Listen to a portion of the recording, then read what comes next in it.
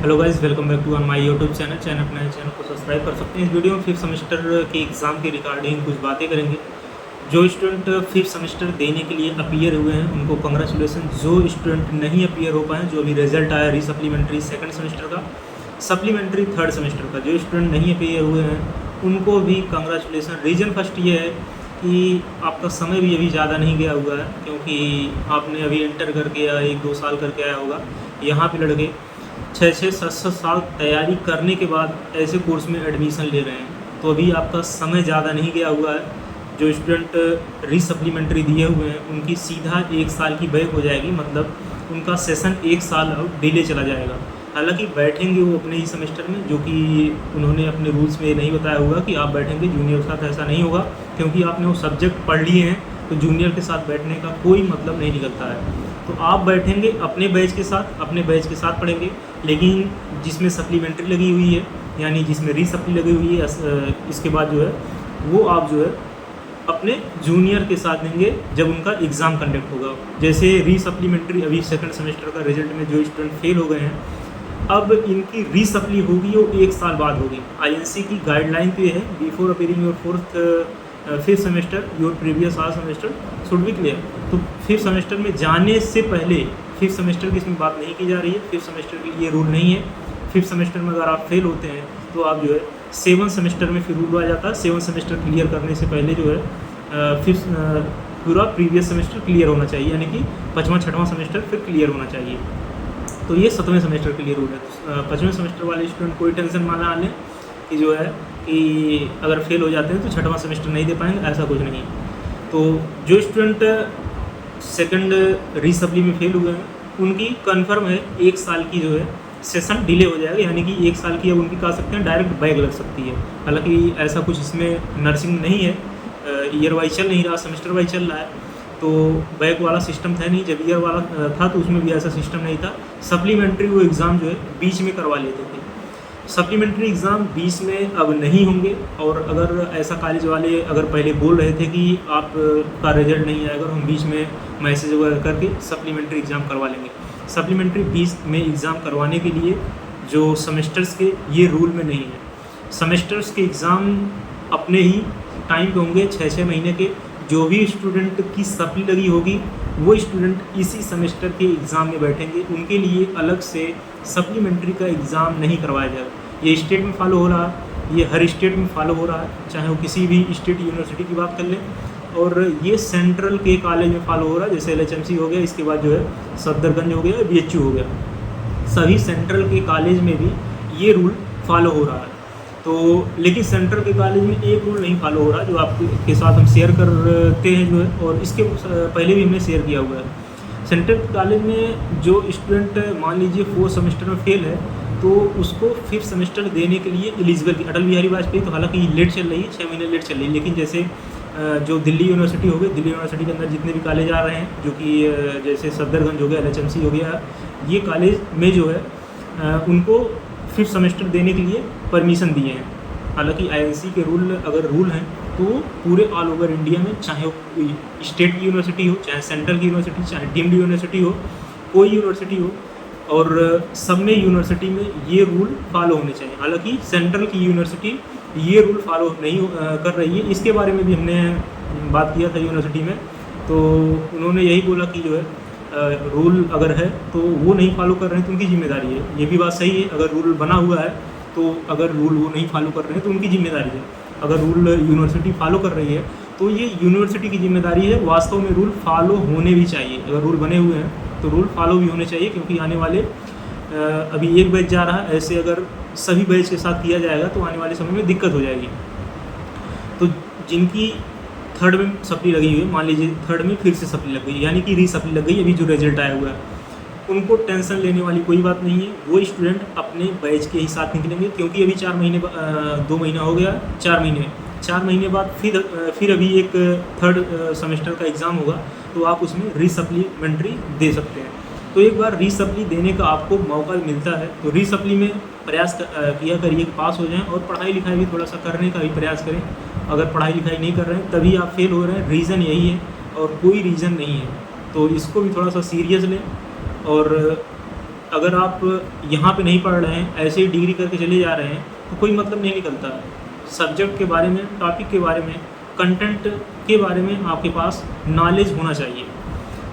तो ऐसा भी नहीं पेपर बहुत हार्ड आ रहा अटल बिहारी वाजपेयी का, तो पेपर बहुत ही सिंपल आता है। यानी कहें कि पेपर का अगर हम मीडियम की बात करें तो इजी, और मिडिल हाई की बात करें तो इजी में पेपर आता है अटल बिहारी वाजपेयी का। अभी हमने कोई भी सेमेस्टर का पेपर 22 बैच का थोड़ा सा पेपर का लेवल रहता था, लेकिन 22 बैच का पेपर का लेवल भी थोड़ा सा इस बार जो आया था थर्ड सेमेस्टर का उतना हार्ड नहीं था, मतलब मीडियम पेपर था। तो पेपर का लेवल भी उतना हार्ड नहीं है। पेपर अंदर से भी घुस के नहीं पूछ रहा है, अंदर कंटेंट के अंदर से, टॉपिक के अंदर से, सब टॉपिक से पूछ रहा है, वो सीधा ऊपर के टॉपिक दे रहे हैं। इतना % पेपर का लेवल होता है कि वो बच्चा लिख कर पास हो जाए, ये भी चीज़ें देखी जाती हैं, सारी कंटेंट देखे जाते हैं। अगर आप नहीं पढ़ रहे तो आपकी जिम्मेदारी है कि आप क्यों नहीं पढ़ रहे हैं। और 2 चीज़ होती है किसी भी यूनिवर्सिटी एग्ज़ाम में पास होने के लिए, 2 क्राइटेरिया होता है। एक तो आप सिलेबस पूरा पढ़िए, पूरा सिलेबस पढ़िए, जो कि INC का सिलेबस है उसको पूरा पढ़िए।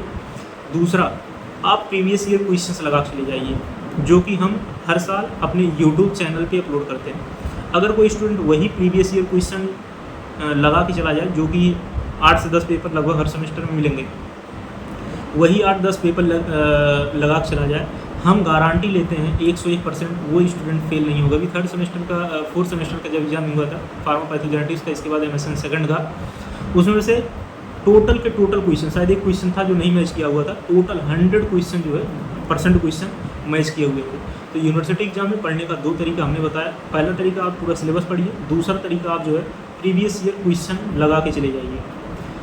इसके बाद बात करें, बहुत से स्टूडेंट ये भी यूनिवर्सिटी की तरफ से कंप्लेन है कि आप रोल नंबर वगैरह, इनरोलमेंट नंबर वगैरह गलत फिल कर देते हैं। देखिए, वहाँ आपके लिए कोई बैठा नहीं है, वहाँ सब कंप्यूटराइज सिस्टम है, और जो लोग वहाँ पे हैं बहुत लिमिटेड लोग हैं, जो कि गवर्नमेंट को भी ध्यान देना चाहिए। वहाँ पे कम से कम कर्मचारी तो बढ़ाए जाएँ, क्योंकि पूरे यूनिवर्सिटी यूपी के कॉलेज को ऐड कर दिया है, वहाँ पे कर्मचारी लिमिटेड हैं, जो कि एक यूनिवर्सिटी में होते हैं उतने ही हैं, और कॉलेज पूरे यूपी के ऐड हैं, तो उनके ऊपर बर्डन ज़्यादा है, भार ज़्यादा है, इसलिए प्रोसेस भी थोड़ा स्लो होती है, रिजल्ट वगैरह भी बहुत रीज़न है स्लो आने के। सबसे बड़ा खास रीज़न यही है कि जो है रोल नंबर वगैरह भी बहुत स्टूडेंट गलत भरते हैं। तो रोल नंबर, नाम, कम से कम सब्जेक्ट, इसके बाद इनरोलमेंट नंबर, सब्जेक्ट कोड, इतना इंपॉर्टेंट होता है। कम से कम ये तो सही भरा करिए। आप 3rd ईयर में पहुंच गए हैं तो ये चीज़ें विशेष तौर पे ध्यान देनी चाहिए। और ख़ासकर प्राइवेट कॉलेज से ज़्यादा ऐड है अटल बिहारी से, क्योंकि प्राइवेट कॉलेज की संख्या 200+ है, तो प्राइवेट कॉलेज ज़्यादा ऐड हैं, तो इसलिए जो है समस्याएँ तो होती हैं। और प्राइवेट कॉलेज में काफ़ी ज़्यादा कहीं तो मनमानी भी होती है, जो कि बताते नहीं हैं। ये सब चीज़ें सेमेस्टर स्टार्ट होने से पहले, यानी कि फर्स्ट सेमेस्टर स्टार्ट होने से पहले गाइडलाइन वगैरह बता देनी चाहिए। बहुत से स्टूडेंट को अब पता चल रहा है कि बिफोर, मतलब 5th सेमेस्टर का एग्ज़ाम नहीं दे पाएंगे। बहुत आज पता चल रहा है कि हम 5th सेमेस्टर का एग्ज़ाम नहीं दे पाएंगे। ये चीज़ें आपको अगर पहले सेमेस्टर में बता दी जाती, पहले सेमेस्टर एग्ज़ाम होने से पहले, यानी कि जब आपकी क्लास स्टार्ट होती है उसी टाइम बता दी जाती, तो आज ये समस्याएं ना होती। और आपकी भी समस्याएं हैं, आपको INC की गाइडलाइन जाना चाहिए, क्योंकि अगर आप INC के थ्रू वेरीफाइड हैं, आप BSc नर्सिंग कर रहे हैं या कोई भी कोर्स INC के थ्रू कर रहे हैं, तो आपको उनके रूल्स रेगुलेशंस कम से कम अपने सब्जेक्ट, अपने कोर्स के बारे में तो पता होना चाहिए। तो इसमें आपका भी ड्रॉबैक है और कॉलेज का भी ड्रॉबैक है।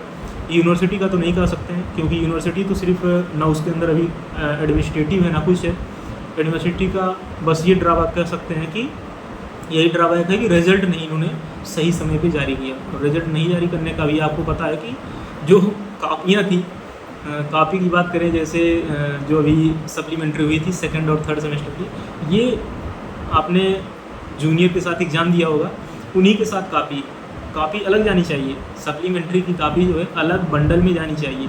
ये उसी बंडल में इकट्ठे करके उसी बीच में घुसेड़ के, जहाँ उसका रोल नंबर आया, कहीं आया, उसको भेज दिए।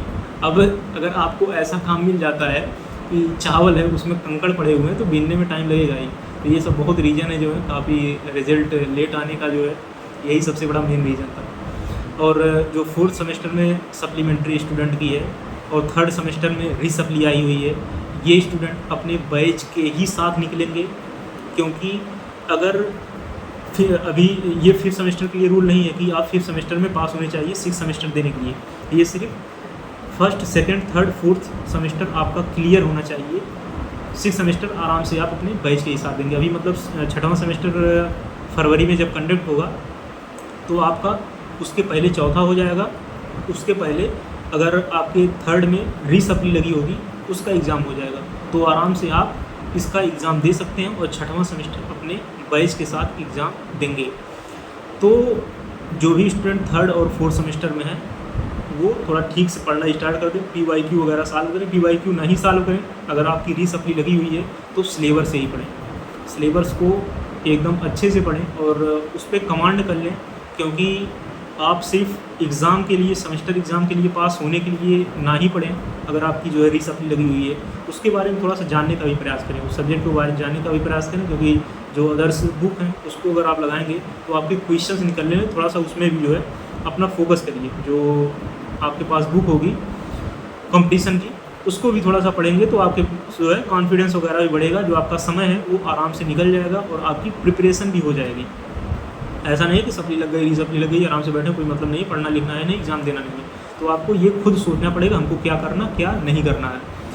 तो आशा करते हैं वीडियो इन्फॉर्मेटिव लगी होगी। बाकी एग्ज़ाम वगैरह पोस्टपोन होगा नहीं, क्योंकि उन्होंने सप्लीमेंट्री का रिज़ल्ट जो है वो अपना रीसप्ली का रिज़ल्ट सही टाइम पे जारी कर दिया है। और यूनिवर्सिटी में एक बात है आपको बताना चाहते हैं, यूनिवर्सिटी में कुछ भी संभव है, यूनिवर्सिटी में कुछ भी हो सकता है। तो उस कॉन्फिडेंस में ना रहें, क्योंकि बहुत से अच्छे स्टूडेंट को हमने फेल होते हुए देखा। हालांकि अटल बिहारी में तो ऐसा नहीं हो सकता है, क्योंकि पेपर का लेवल ही इतना सिंपल होता है।